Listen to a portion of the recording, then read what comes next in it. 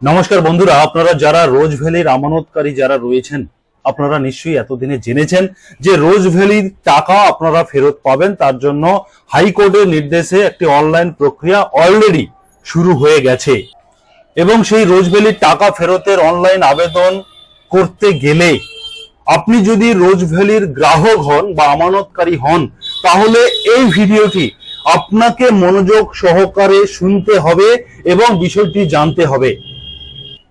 আপনি যদি সম্পূর্ণ প্রসেসটি ভালোভাবে না জেনে অনলাইন করে দেন, তাহলেও কিন্তু আপনার অ্যাপ্লিকেশনটি বাতিল হতে পারে। সেই কারণে আপনাদেরকে বলবো যে আপনারা ধৈর্য সহকারে ভিডিওটি পুঙ্খানুপুঙ্খ কথাগুলোকে শুনবেন এবং তারপরে আপনারা কাজ শুরু করবেন, না হলে কিন্তু রোজ ভ্যালির টাকা আপনারা কখনো ফেরত পাবেন না। এখন আমি আপনাদেরকে বলবো যে যারা অনলাইন করবেন, যারা আমানতকারীরা রয়েছেন, অনলাইনে কাজ করতে গেলে নানান সমস্যার সম্মুখীন হতে হচ্ছে আপনাদেরকে। আপনারা বুঝতেই পারছেন না কোথায় কি করবেন, কি কাজটি আপনাকে করতে হবে, কোন অপশনের মানেটা কি। এটা কিন্তু একটা সমস্যার মুখে পড়তে হচ্ছে।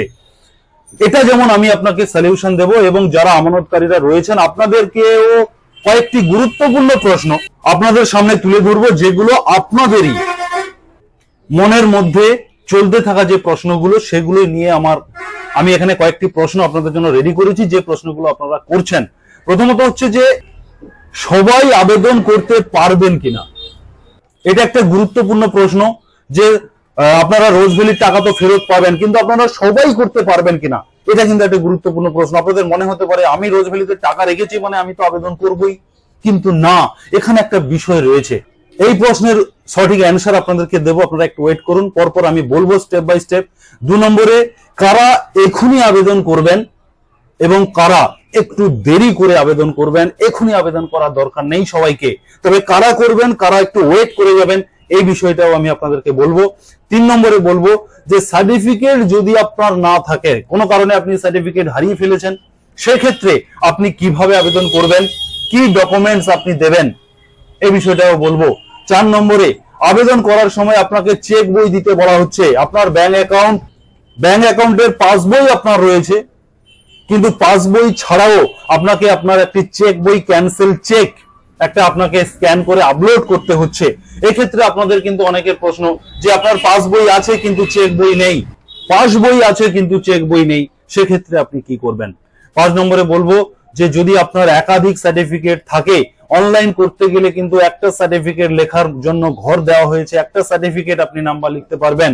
যদি আপনার একাধিক সার্টিফিকেট থাকে, তাহলে আপনি কি করবেন। আপনারা অনেক ইউটিউব ভিডিও দেখেছেন, অনেকেই বলছে যে একাধিক সার্টিফিকেট যদি আপনার থাকে, সেক্ষেত্রে আপনি পরপর একটা অ্যাপ্লিকেশনের মধ্যে করতে পারবেন না।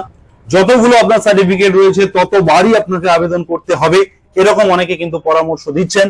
এক্ষেত্রে আপনাকে বলবো যে আপনার এক্ষেত্রে কি করণীয়। এবারে 6 নম্বরে বলবো যে আমানতকারী যদি মারা যান, যার নামে সার্টিফিকেটে রয়েছে, যিনি আমানতকারী, প্রধান আমানতকারী, তিনি যদি মারা যান, সেক্ষেত্রে বা নমিনি যদি কোনো কারণে, আমানতকারী এবং নমিনি উভয়ই যদি মারা যান, সেক্ষেত্রে আপনারা কি করবেন।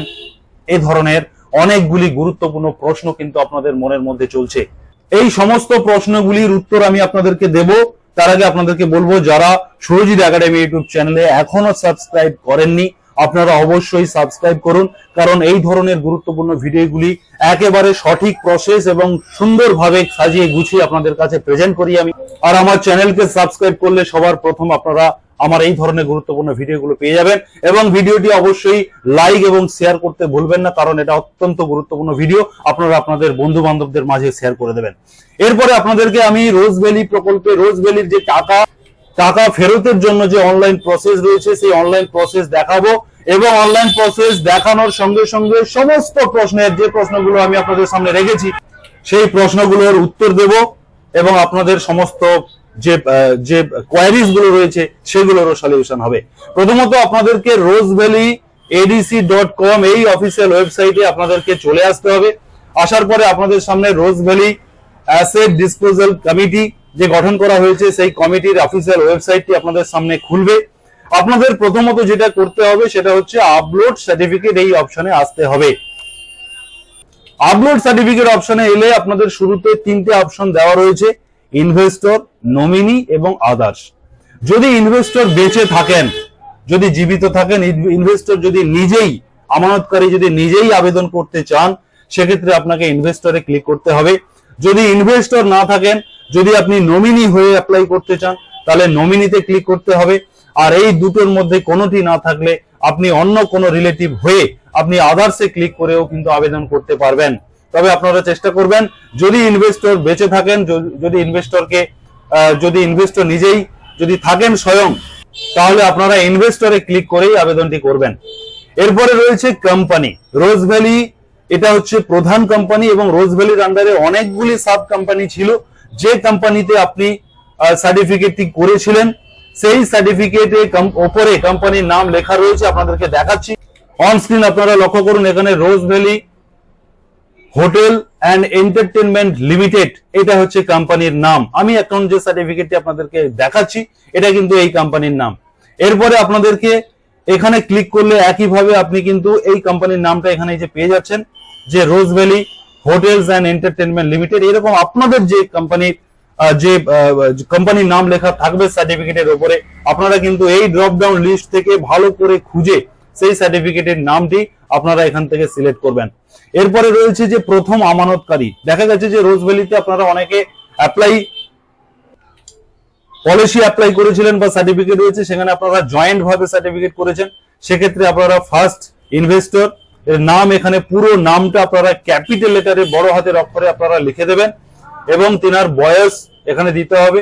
জেন্ডার আপনারা এখান থেকে সিলেক্ট করবেন, ফোন নাম্বার দেবেন, আইডেন্টিটি প্রুফ এখানে যতগুলো অপশন রয়েছে এখান থেকে আপনাদের যেটা সার্টিফিকেটের নামের সাথে ম্যাচ করবে এমন যেটা ডকুমেন্টস রয়েছে আপনারা সেটা দিতে পারেন। আধার কার্ড, ভোটার আই কার্ড আপনাদের মতো করে দেবেন, যেটা ম্যাচিং করবে সমস্ত অ্যাড্রেস প্রুফ এবং নাম সমস্ত কিছু ঠিক রয়েছে সেটা আপনারা ম্যাচ করাবেন, মানে সেটাই আপনারা সিলেক্ট করবেন এবং সেই সার্টিফিকেট নাম্বারটি এখানে আপনারা লিখে দেবেন। এরপরে রয়েছে সেকেন্ড ইনভেস্টর। এক্ষেত্রে যদি আপনার সার্টিফিকেটে দুটো জয়েন্টলি হয়ে থাকে সেক্ষেত্রে আপনার সেকেন্ড ইনভেস্টরের নাম লিখবেন। যদি আপনার সার্টিফিকেট সিঙ্গেল ইনভেস্টর হয়ে থাকে তাহলে শুধুমাত্র প্রথম ইনভেস্টরের নাম লিখবেন, সেকেন্ডটা কিছু করবেন না। এখানে পরপর যে অপশনগুলো রয়েছে আমানতকারীর নাম, বয়স, লিঙ্গ, ফোন নাম্বার, আইডেন্টিটি যে প্রুফ এবং তার নাম্বার, এগুলো আপনাদের এখানে কিছু দেওয়ার দরকার নেই।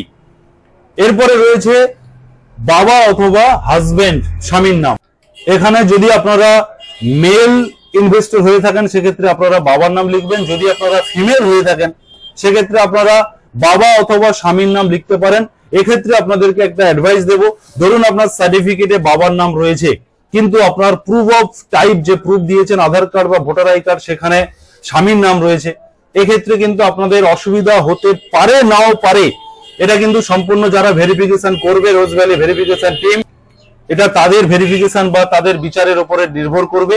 অতএব আপনাদের যেটা করতে বলবো, আপনি দেখবেন যে আপনার সার্টিফিকেটে যদি বাবার নাম লেখা থাকে সেক্ষেত্রে আপনারা বাবার নাম লিখতে পারেন অথবা আপনারা স্বামীর নামও লিখতে পারেন। এই বিষয়ে সেরকম কোনো ইনস্ট্রাকশন নেই, তবে আপনাদের যেটা সুবিধে মনে হবে, যেটা করলে সঠিক মনে হবে সেই মতো আপনারা করতে পারেন, অসুবিধা নেই।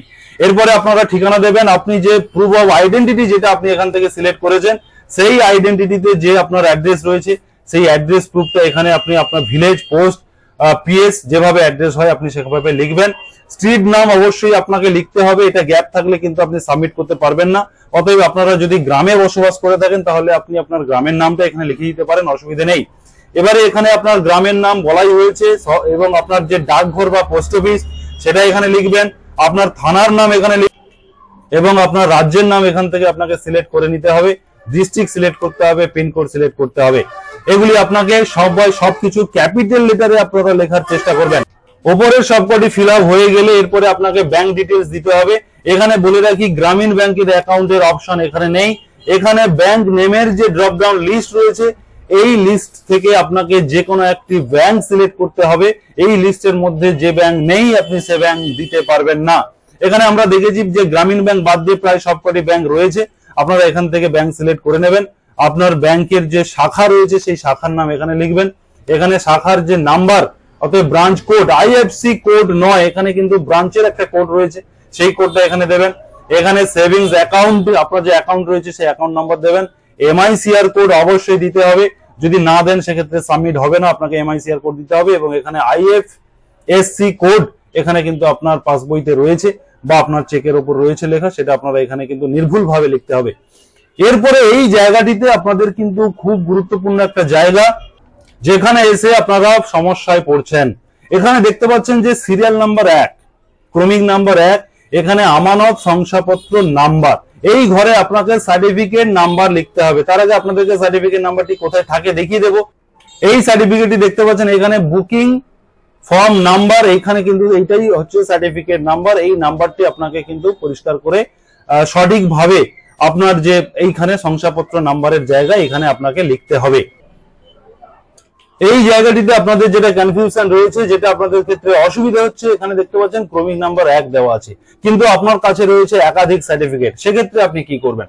এক্ষেত্রে আপনাকে বলে রাখি, যদি আপনার সার্টিফিকেট একাধিক থাকে এবং প্রত্যেকটি সার্টিফিকেট যদি আপনি একই ডেটে আপনি যদি ডিপোজিট করে থাকেন, বা আপনার যে আমানতের যে তারিখটা রয়েছে সেই তারিখ যদি প্রত্যেকটি সার্টিফিকেটের জন্য আপনার যদি একই তারিখ হয়ে থাকে, সেক্ষেত্রে আপনাকে যতগুলো সার্টিফিকেট রয়েছে প্রত্যেকটি সার্টিফিকেট নাম্বার এখানে লিখে আপনারা কমা দিয়ে সার্টিফিকেট গুলো লিখবেন, এবং নামগুলো আপনারা যতগুলো সার্টিফিকেট নাম্বার এখানে আপনি দেবেন ততবারই আপনি নাম কমা দিয়ে দিয়ে লিখবেন। যদি আপনার আমানতের তারিখ সেম হয়ে থাকে, যদি আপনার 3টে সার্টিফিকেট আছে, ধরুন 3টে সার্টিফিকেটের ডেটটা একই, সেক্ষেত্রে আপনি 3টে সার্টিফিকেট এখানে দিতে পারবেন, এবং এখানে আপনার আমানতের পরিমাণ 3টে সার্টিফিকেট মিলিয়ে আপনার কত টাকা আমানত করেছিলেন সেটা লিখতে পারেন, এবং আমানতের শেষ তারিখ কবে সেটা আপনারা এখানে দিতে পারেন। তবে এক্ষেত্রে প্রত্যেকটা সার্টিফিকেটের ক্ষেত্রে যেন শেষ ডেটটা একই হয় বা ম্যাচুরিটি ডেটটা একই হয়। আর যদি আপনার ম্যাচুরিটি ডেট আলাদা হয়ে যায়, সেক্ষেত্রে কিন্তু আপনি এখানে 3টে সার্টিফিকেট আপনি এখানে লিখতে পারবেন না। অতএব এখানে আপনাকে বলে রাখি, যারা আপনারা আবেদন করবেন, আপনাদের কিন্তু এই অনলাইন পোর্টালটি অ্যাকচুয়ালি সঠিক সিস্টেমে তৈরি করা হয়নি। এই সিস্টেমটি একটা সার্টিফিকেটের জন্য, অ্যাপ্লিকেশনের জন্য উপযুক্ত একটি পোর্টাল। এখানে একাধিক সার্টিফিকেট থাকলে কিন্তু আপনারা কিন্তু কনফিউশনে পড়ে যাবেন। যে ক্ষেত্রে আমি আপনাদেরকে বলেছিলাম যে কারা এখন আবেদন করবেন, কারা দেরি করবেন, এই জায়গাটিতে আপনাকে বলবো, যাদের এই মুহূর্তে একটা সার্টিফিকেট রয়েছে বা যাদের সার্টিফিকেটের তারিখ এবং ম্যাচুরিটি তারিখ সেম ডেট, তারাই এখানে আবেদন করবেন এখন। এবং যাদের একাধিক সার্টিফিকেট রয়েছে, আপনারা একটু অপেক্ষা করে যান, হয়তোবা এই পোর্টাল আপডেট হয়ে যাবে, আপনারা একাধিক সার্টিফিকেট এখানে অ্যাড করার একটা অপশন হয়তো পাবেন। এই মুহূর্তে আপনারা একটু ওয়েট করে যান, সার্ভারেরও সমস্যা চলছে। তো এখানে আমি আপনাদেরকে বলি, এখানে আপনি শংসাপত্রের নাম্বার দেবেন, এখানে আপনার কার নামে রয়েছে সেটা আপনি এখানে লিখবেন, কবে আপনি টাকা ডিপোজিট করেছিলেন রোজভ্যালিতে আমানতের তারিখ দেবেন, কবে আপনার ম্যাচুরিটি হচ্ছে পরিমাণ আপনি এখানে দেবেন, কত টাকা আপনি আমানত করেছিলেন সেটা দেবেন, আপনার যে মূল টাকা ম্যাচুরিটি টাকা নয় এটা আপনাকে বুঝতে হবে, সেটা আপনি এখানে দেবেন, এবং আপনার ম্যাচুরিটি ডেট কবে সেটা আপনি এখান থেকে সিলেক্ট করবেন। আপনাদেরকে দেখিয়ে দিই, এখানে হচ্ছে আপনার বুকিং ডেট রয়েছে, বুকিং ডেটটাই আপনি দেবেন, যেটা আপনার ওখানে আমানতের ডেট তারিখের কথা বলা হয়েছে সেটা আপনারা বুকিং ডেট দেবেন, এবং শেষ তারিখ অর্থাৎ ম্যাচুরিটি তারিখটা আপনার এই জায়গাটিতে রয়েছে, আপনারা এখান থেকে দেখে নেবেন। এবং আপনার যে অ্যাপ্লিকেশন যে ভ্যালু অর্থাৎ যে টাকাটা আপনি আমানত করেছিলেন সেই টাকাটা এখানে রয়েছে, আপনারা দেখে নেবেন, এবং সবকিছু আপনারা সার্টিফিকেট থেকে দেখে নেবেন। এবং এরপরে আপনাকে কোম্পানি থেকে কত টাকা আপনি পেয়েছেন আগে সেটা আপনি এখানে লিখবেন। যদি আপনি টাকা না পেয়ে থাকেন সেক্ষেত্রে আপনারা এখান থেকে 0 বসিয়ে দিতে পারেন। এরপরে এখানে বলা হচ্ছে যে আপনার কত টাকা আপনি ফেরত পাবেন। এখানে কিন্তু একটা কথা বলা হচ্ছে যে amount of principal not refunded amount of clans. এখানে কিন্তু আপনি যে টাকাটা ডিপোজিট করেছিলেন, আপনার যে মূল যে টাকার ভ্যালু সেই টাকার ভ্যালুটা এখানে দেবেন, এবং এইখানে কত টাকা প্রাপ্য এখানে আপনার ম্যাচুরিটি ভ্যালুটা এখানে দেবেন। এইভাবে কিন্তু আপনি এই ঘরগুলোকে সঠিকভাবে ফিল আপ করবেন। করার পরে আপনি কন্টিনিউ ফর ডকুমেন্ট আপলোড এই অপশনে ক্লিক করে দেওয়ার পরে আপনার সামনে এই ধরনের একটি পেজ চলে আসবে। এখানে 6টা ডকুমেন্টস চাওয়া হচ্ছে। এখানেও কিন্তু একটা কনফিউশন রয়েছে। কনফিউশন প্রথমে বলা হচ্ছে যে আমানতের যে আসল শংসাপত্র অথবা আপনার যে সার্টিফিকেট রয়েছে সেটা আপনারা পিডিএফ বা জেপিজি ফরম্যাটে আপনারা স্ক্যান করে নেবেন, যাতে পরিষ্কার করে দেখা যায়, এবং সেটা এখান থেকে আপনাকে চুজ ফাইল করে আপলোড করে দিতে হবে। চুজ ফাইল করে এখানে আপলোড অপশন থাকবে, আপলোড করে দিতে হবে। যদি সাপোর্ট নিয়ে নেয় সেক্ষেত্রে আপনারা সবুজ সিগন্যাল দিয়ে টিক মার্ক পেয়ে যাবেন। এবং এখানে একটা কথা বলা হচ্ছে, যাদের সার্টিফিকেটটি নেই বা যারা সার্টিফিকেট অফিসে জমা দিয়ে দিয়েছিলেন এবং আপনাদেরকে একটি অ্যাকনোলেজমেন্ট রিসিপ্ট দেওয়া হয়েছে, আপনারা সেই অ্যাকনোলেজমেন্ট রিসিপ্টটি এখানে একইভাবে স্ক্যান করে পিডিএফ পিডিএফই আপনাকে স্ক্যান করে এখানে আপনারা আপলোড করবেন। এখানে আপলোড করার পরে আপনার এখানে আপলোড অপশন আসবে, সেটা যদি আপনার ফরম্যাট ম্যাচ করে যান সেখানে যদি আপনার কিন্তু টিক চিহ্ন হয়ে যাবে।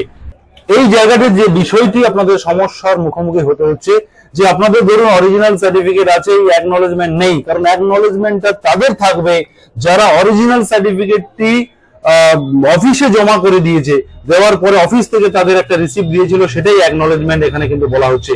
তাহলে আপনাদের অরিজিনাল সার্টিফিকেটটি কাছে রয়েছে, এখানে আপনার অ্যাকনলেজমেন্ট নাম্বার অ্যাকনলেজমেন্টটি আপনার কাছে নেই, সেক্ষেত্রে কিন্তু আপনি এই জায়গাটিকে বাদ দিয়ে যেতে পারবেন না। অতএব যাদের আপনাদের অ্যাকনলেজমেন্ট নেই, অরিজিনাল সার্টিফিকেট রয়েছে, আপনারা কিন্তু এই জায়গাটিকে বাদ দিয়ে আপনারা কিন্তু সাবমিট করতে পারবেন না। সেক্ষেত্রে কিন্তু এখানে আপনাকে একটি ডকুমেন্ট দিতে হবে। সেক্ষেত্রে আপনাদের দুটো অপশন রয়েছে, আপনারা এই জায়গাটিতে এই সার্টিফিকেট যে অরিজিনাল সার্টিফিকেটটি আপনি এখানে দিয়েছিলেন সেই সার্টিফিকেটটি আপনি এখানে দিয়ে আপনি আপলোড করে দিতে পারেন, অথবা এই সার্টিফিকেটে এই যে অপশন 2 নম্বর অপশনটি পরবর্তীকালে যদি অপশনাল হিসেবে এখানে আসে, সেক্ষেত্রে আপনারা ওয়েট করতে পারেন, এখনই আবেদন না করে আপনারা একটু অপেক্ষা করে যেতে পারেন। যদি আপনি এখনই আবেদন করতে চান সেক্ষেত্রে কিন্তু আপনাকে এই সার্টিফিকেট অরিজিনাল সার্টিফিকেটটি অ্যাকনলেজমেন্টের জায়গাতেও দিতে হবে এবং অরিজিনালের জায়গাতেও দিতে হবে। আর যদি আপনার অ্যাকনলেজমেন্ট থাকে তাহলে তো আপনি এখানে দেবেন অবশ্যই। এবারে 3 নম্বরে বলা হচ্ছে আপনি সেখানে যেটা আবেদন করার সময় যে প্রুফটা আপনি সিলেক্ট করেছিলেন সেই প্রুফের স্ক্যান কপি আপনারা পিডিএফ এ করবেন, করলে বোথ সাইড দেবেন। পিডিএফ করলে বোথ সাইড স্ক্যান করতে সুবিধা হয়, একটা ফাইলের মধ্যেই থাকে, আপনারা পিডিএফ করবেন। একইভাবে যদি আপনি একাধিক সার্টিফিকেট আপলোড করতে চান সেক্ষেত্রেও পিডিএফ করে অনেকগুলো সার্টিফিকেটকে একটা ফাইলের মধ্যে আপনি স্ক্যান করে নিতে পারবেন। এবং 4 নম্বরে চাওয়া হচ্ছে অ্যাড্রেস প্রুফ। আপনি যেটা আইডেন্টিটি প্রুফ হিসেবে যেটা আপনি এখানে শো করিয়েছিলেন সেটা এখানে আপনি শো করার বা অ্যাড করতে পারেন। যদি আপনার অ্যাড্রেস প্রুফ সেখানে সঠিকভাবে থাকে তাহলেও কিন্তু আপনি এখানে অ্যাড করবেন স্ক্যান করে। আর যদি অ্যাড্রেসে কিছু ভুল থাকে, আপনার আইডেন্টিটি প্রুফের যদি অ্যাড্রেসে কিছু সমস্যা থাকে সেক্ষেত্রে আপনি এই অপশনগুলোর মধ্য থেকে passport, voter ID card, Aadhaar card, driving licence, electric bill, ration card ইত্যাদি এগুলোর মধ্য থেকে যে কোনো একটি আপনি স্ক্যান করে এখানে কিন্তু পিডিএফ আপনি আপলোড করে দিতে পারেন। 5 নম্বরে বলা হচ্ছে যে আপনার পাসবই, যে পাসবই রয়েছে যেখানে আপনার অ্যাকাউন্ট নাম্বার, আইএফসি কোড এগুলো পরিষ্কার করে লেখা আছে, সেই জায়গাটি আপনারা ভালো করে স্ক্যান করে পিডিএফ স্ক্যান করে আপনারা এখানে আপলোড করবেন। এখানে আরেকটা যে সমস্যা দাঁড়াচ্ছে 6 নম্বর অপশন, 6 নম্বরে যে সমস্যা দাঁড়াচ্ছে বাতিল চেক, এটা কিন্তু আপনাদের অনেকের নেই। পাসবই রয়েছে কিন্তু চেক নেই। আবার এখানে চেক আপলোড না করলে সাবমিট নিচ্ছে না এই মুহূর্তে।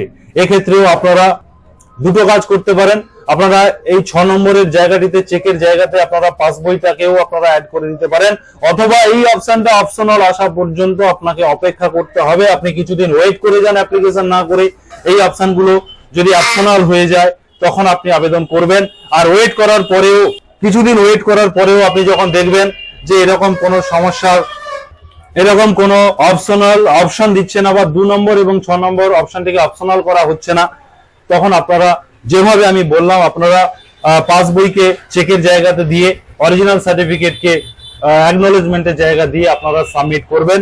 করলে একটা অ্যাকনলেজমেন্ট রিসিপ্ট আপনাদের জন্য জেনারেট হবে, সেই রিসিপ্ট আপনারা প্রিন্ট আউট করে কাছে রেখে দেবেন এবং পরবর্তী সময় আপনি ইনভেস্টর অপশনে ক্লিক করে অফিসিয়াল ওয়েবসাইটে ইনভেস্টর অপশনে এসে আপনার যে সার্টিফিকেট বা অ্যাকনলেজমেন্ট নাম্বারটি বেরোবে সেটা এখানে দিয়ে এবং এখানে একটা অঙ্ক দেওয়া থাকবে, সহজ অঙ্ক, এটা এখানে রেজাল্টটি দিয়ে আপনারা এখানে সার্চ অপশন আসবে, সার্চে ক্লিক করলে এখানে কিন্তু আপনার স্ট্যাটাসটি শো করবে যে আপনার অ্যাপ্লিকেশনটি প্রসেসিং এ আছে নাকি রিজেক্ট হয়েছে নাকি প্রসেসিং চলছে, পেন্ডিং আছে, এরকম কিন্তু অ্যাপ্লিকেশন স্ট্যাটাস শো করবে। এইভাবে আপনারা রোজ ভ্যালির টাকা ফেরতের জন্য আবেদন করবেন। তবে এই মুহূর্তে আপনারা পুরো ভিডিওটি যারা মনোযোগ সহকারে দেখলেন আপনারা বুঝতে পারলেন কিছু সমস্যা রয়েছে, কিছু টেকনিক্যাল সমস্যা রয়েছে।